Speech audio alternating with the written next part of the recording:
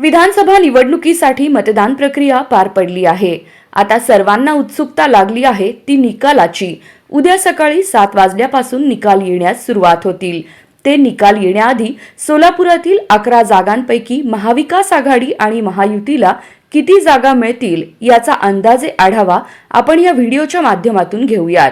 सविस्तर बातमीला सुरुवात करण्याआधी आपण जर आपल्या हक्काच्या राजनीती चॅनलला सबस्क्राइब केलं नसेल तर सबस्क्राइब करा, जेणेकरून आमचे अपडेट तुम्हाला लवकर मिळतील। सोलापूर जिल्ह्यात करमाळा, माढा, बार्शी, मोहोळ, सोलापूर शहर उत्तर, शहर मध्य, अक्कलकोट, शहर दक्षिण, पंढरपूर, मंगळवेढा, सांगोला आणि माळशिरस हे 11 मतदारसंघ येतात। या 11 मतदारसंघात महायुती विरुद्ध महाविकास आघाडी अशी कडवी झुंज पाहायला मिळत आहे।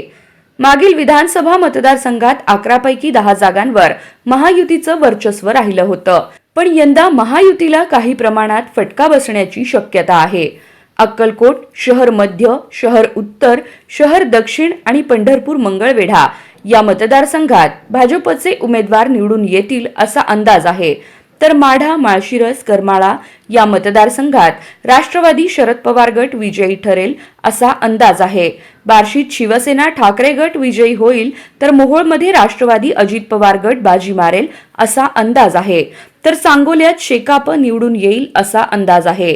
या निवडणुकीत महायुतीला सोलापुरातून 6 जागा मिळण्याचा अंदाज आहे, तर महाविकास आघाडीला 5 जागा मिळण्याची शक्यता आहे।